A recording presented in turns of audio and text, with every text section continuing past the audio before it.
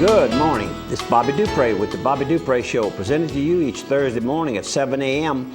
And, of course, it replays at 7 a.m. on Fridays. And we're talking about the television and the internet, not the radio.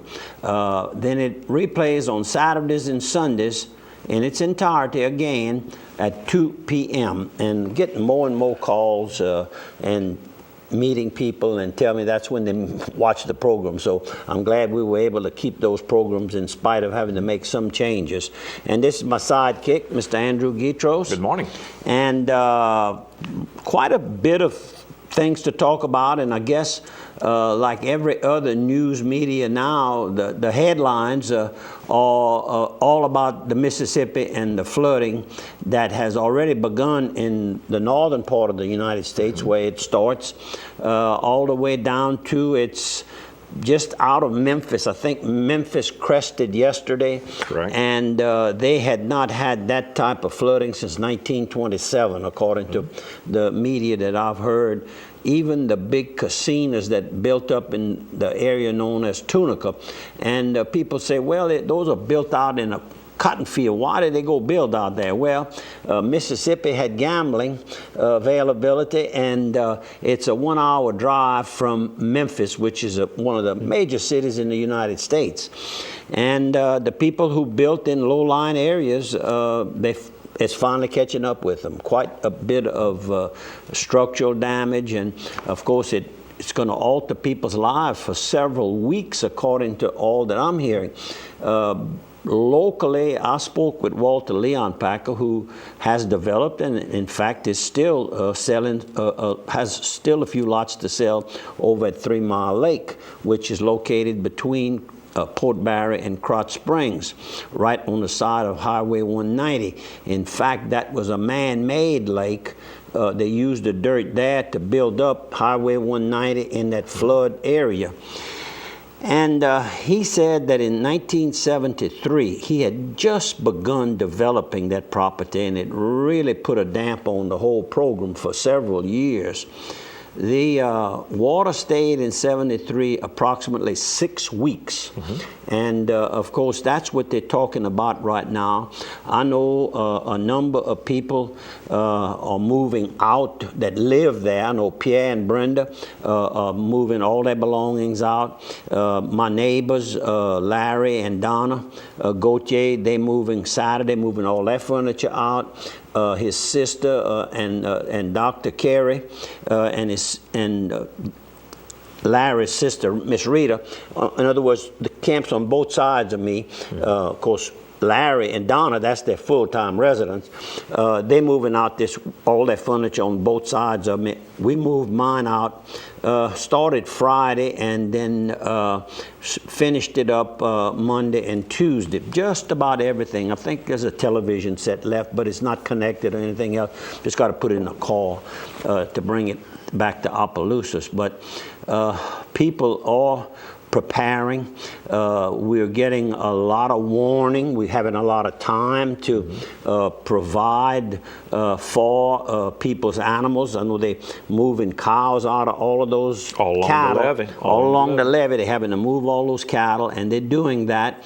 And of course, not to be overdone, they're definitely getting their dogs and bringing the puppies with them wherever they go. There was a picture of a deer at one place along the river on top of a building, just kind of cuddled up like this. In 73, Dad, I grew up right there in Palmetto and the State Canal, with the beginning of the levee system for the Morganza spillways right there near Palmetto.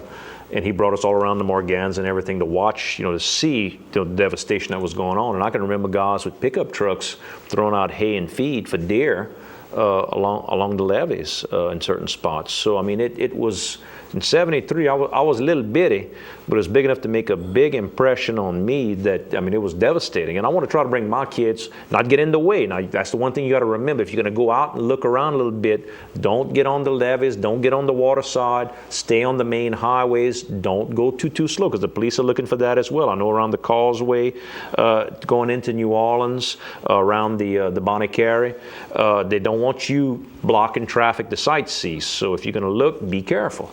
And I remember in '73 we got in a motorhome, and Gil Cortez and his wife, and Adelaide and I, and we rode all the way to the structures that are, I guess that's West Feliciana Parish up in that area, along, what is that, 105? Highway 105? I would guess it is. Something like 105. Close enough. It's we'll go with that. And we're going to show some pictures of some of those structures and the water around those structures. But we have made a lot of improvements since then. But even as late as last night, and we taping on Wednesday, Tuesday night, they were saying that the 27 flood, that's probably, but prepare for 2 feet more water Correct. than that. And because it's hard to control. We're going to show you a picture of one area that the structure is open, the control structure, water control structure is open, and how the water just, it's a feverish bubbling coming out of that, millions of gallons of water and per second. Certain places in Louisiana, the highest point was actually in 37. So as big as 27 was when it broke through some of the levees, alleviated some of the problem, 37 was a bad year as well. So we're going to break almost every record here. New Orleans probably not, because there's so many more diversionary areas north of New Orleans now. It's going to help New Orleans out quite a bit. I talked to Blue, my buddy Blue Bunall, with ABC Insurance and Imperial Fine Casualty. He's lived in the Metairie area all his life and very familiar with the Mississippi down in the Venice area, because he's fished and hunted there since he was a young child, and still goes there, has a camp and all there. And I asked him about the Bonnie Carré. What would that do to the New Orleans area? He says, actually, that water it's to help the Mississippi River there. And as fast as it goes in there, it goes out through Mississippi. It ends up going out of Mississippi. And he says it really has an ability to really carry a lot of water. So they're looking, by opening that, possibly alleviating about 2 foot of flooding in the New Orleans area, and that 2 foot is a big 2 feet at that particular point. So we don't know the answers. I don't think anybody has the answers, but the Corps of Engineers, they have a great feel on it. I mean, they have hydraulic, close enough for me? Yeah, hydraulics that models that pretty much can tell them exactly what where the crest will be at a certain time. And of course, you all are all listening to that on TV and radio. I'm just bringing this up kind of local. We are going to have quite a bit of flooding in the eastern portion of St. Landry Parish.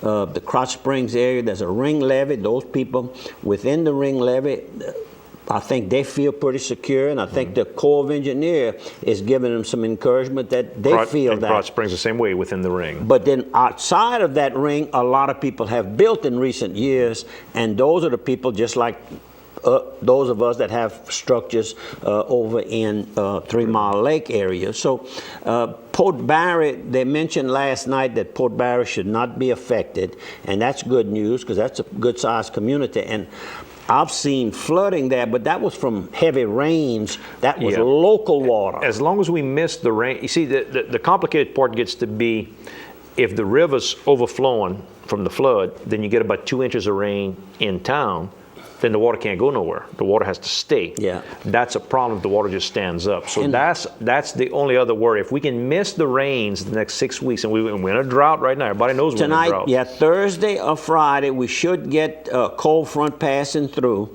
and that will bring some rain, but not any kind of rain to alleviate the problem. And it's going to be in front of the crest, so we're in pretty good shape. Pretty good shape. So if you have any questions, I guess the best thing to do is just keep your radios on and keep your televisions on. And those of you that have computers, you can dial in to certain National Weather Service. I know that Commissioner Strain right now, Dr. Strain, is sending, if you're a farmer and you're on any of the email lists with the U.S. Department of Agriculture, they are sending stuff basically by the hour about where to move your cattle and what to worry about, and about even the things that they've already tried to qualify the state for food assistance, because these people, when they're going to be displaced, going to need everything, food, water, whatever. So our good friends over at Slemco recently sent some aid to assist in the tornado damages that took place primarily in Alabama.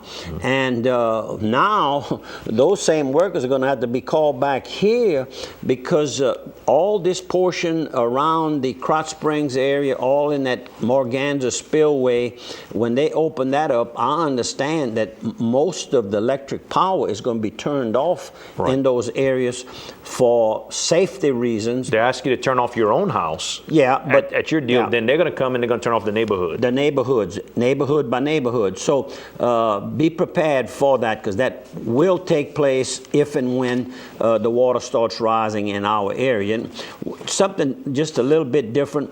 Our weekend over at Palm RV. Cajun Palms RV Resort with the Bi-State Fishing Rodeo is this weekend, and so we'll be in that area where we'll probably see some water rising, and probably won't be able to get into Butte La Rose. I did call my cousin Carl Dupre and asked him how his mom and Nick and Priscilla were doing. Well, I know they live in Butte La Rose, and they were welcome to store and come live at my house during this area. Well, as it turned out, you might recall about 3 weeks ago I spoke about Priscilla's father dying. Correct. Mr. Maurice Lagrange. And so they are going to move into that house during this period. And they're really talking about lots of water. The guy last night, they had a meeting, and I mean, they had the community turned out in Butte La Rose, and one of the officers with the Corps of Engineers, Cassillo, was on the other side of 3, was there, and he said, where we standing, the building we're in right now, look for 12 to 15 feet of water in this, so that'll really be bad. If you've seen those maps, Morning Advocate's got a link to it. That backs up, and that's what affects us in our area of Krotz Springs and 3 Mile Lake and all, is the backwaters backing up. Well, if it's got that much over there, it's going to be backing up pretty quick. Anyhow, they are taken care of, and I hope everybody is heeding the advice and making things happen. One thing we mustn't forget is that on Monday, May 16th, it'll be a 2-year anniversary of my good friend, our friend in the Opelousas, Ville Platte, Louisiana area, Mr. Don Oye died 2 years ago on the 16th.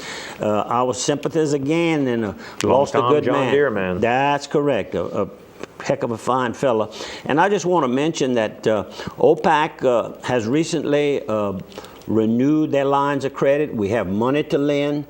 David and all of the officers are anxious to deal with you. They have the money available. I want to assure you that it's going to be a quick answer.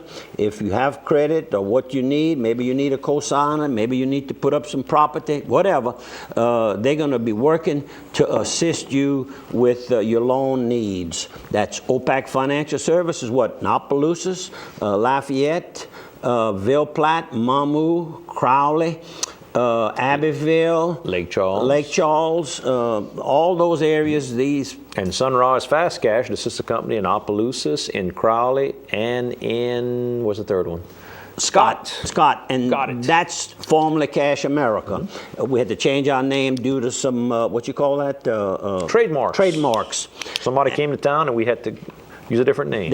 They were nationwide. Right. So anyhow, we're looking forward to having your business, please. Friday night, Roscoe Chenier and the Inner City Blues Band. Roscoe is back Friday night. Come down to Music and Market Series in downtown Opelousas, and the vegetable is red beans. So and talking about Sunrise Fast Cash, our manager here in Opelousas, John Hadley, was recently appointed to the Opelousas Housing Authority. So we want to wish him him good luck, and